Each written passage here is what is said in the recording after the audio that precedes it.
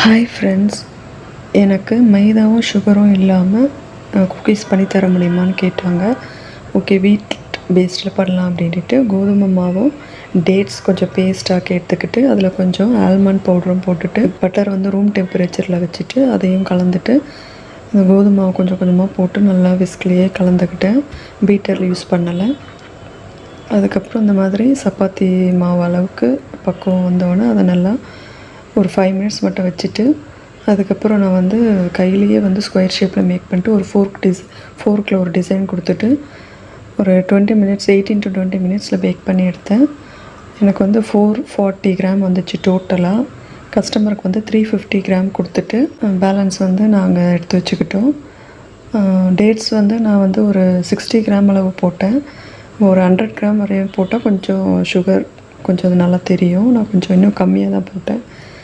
கிட்ஸுக்காக நம்ம இந்த மாதிரி பண்ணி தரலாம். மைதாவும் சுகரும் இல்லாமே நம்ம இந்த மாதிரி ஸ்நாக்ஸ் மாதிரி கொடுக்கலாம், ஹெல்த்தியாக இருக்கும். அப்புறம் எனக்கு இன்னொரு ஆர்டர் வந்திருந்தது. 300 கிராம் முட்டை மிட்டாயும் 300 கிராம் ப்ரௌனியும் கேட்டிருந்தாங்க.